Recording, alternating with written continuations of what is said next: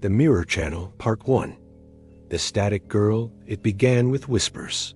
Rumors traded between bored high schoolers in the back of dusty classrooms during the summer of 1994.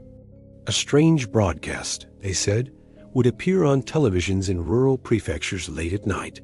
Never scheduled. Never announced. Just static, then a girl. She didn't speak. She didn't move. She only stared. At 17, she was more interested in passing her entrance exams and escaping the dull, humid grip of her hometown, Sagawa, tucked between rice paddies and telephone poles that leaned like tired sentinels.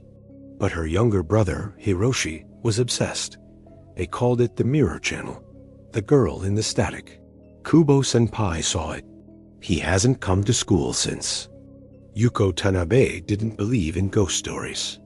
"She's real," he whispered one night, eyes wide behind his cracked glasses. Yuko rolled her eyes. He probably got caught shoplifting again. "No," Hiroshi insisted. He watched the channel. 7 nights later, he vanished. Yuko laughed. She shouldn't have. That Friday, Hiroshi taped a note to the TV in their shared room. The camera slowly approached a mirror at the far end. The glass was foggy, but behind it, just barely a shape moved. A girl in a white dress. Hair wet, long, hanging over her eyes. Channel 03, 2:44 a.m. I'll record it. Yuko forgot about it until the next morning when she woke up alone. Hiroshi's side of the futon was cold. The VCR was still whirring. On the tape, there was nothing but static. Then, after a full minute, something flickered. A hallway, dim and gray. She stood still. The officers took a half-hearted look at his room and asked if he had trouble at school. Yuko said no, but inside she was screaming, then raised her hand. Yuko stopped the tape. Hiroshi didn't come home that night, nor the next. The police thought he'd run away. She rewound the tape, watched it again. This time, the girl's head tilted, just slightly, toward the screen. Toward her, no girl. And on the audio, a whisper, barely audible, just one word, "Look." The air in her room felt thick, like breathing cotton.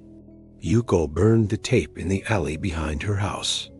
She curled into the corner of the living room, knees pressed to her chest. The smoke smelled like pond water and burnt hair. That night, her bedroom TV, an old Toshiba she hadn't had turned on in months, flickered to life at exactly 2:44 a.m. Channel 03. No remote, no input. The static bled into a hallway. But this time, there was no mirror, only a wall. Then, a sudden jolt of white light, and the screen went black. Yuko couldn't move. Her hands were numb.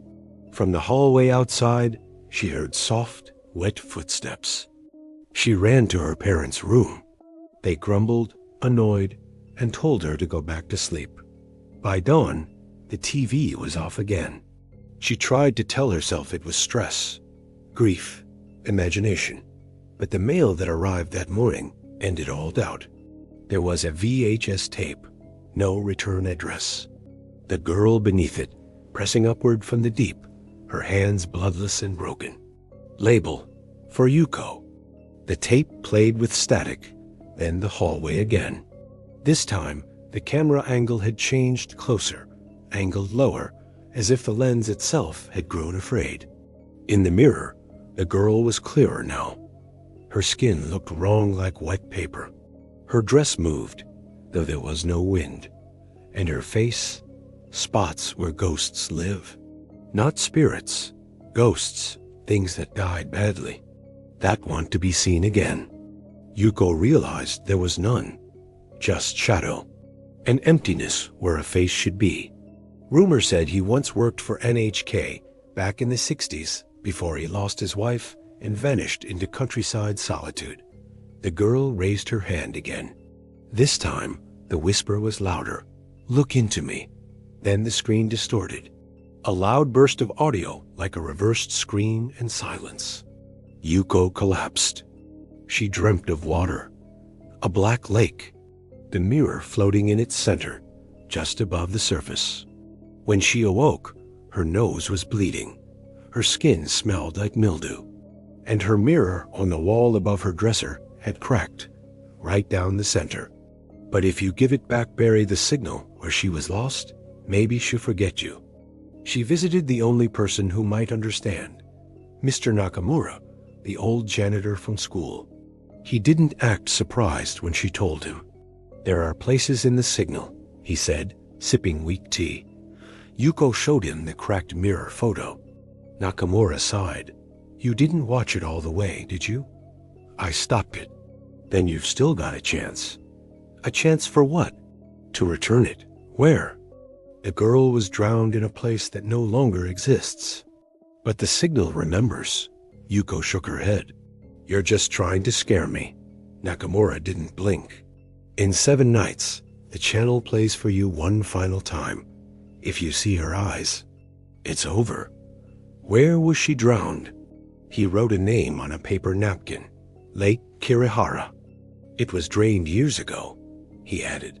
"The village is gone, but the mirror remains." That night, the static came again. But now, the hallway was gone. Only the girl remained. No mirror. No separation. She stood where the screen met the edge of reality. And slowly, she lifted her face. Yuko screamed and threw the TV across the room. The screen cracked, but even shattered, the reflection remained for just one breath before fading into darkness. To be continued in part 2, The Village Beneath the Water.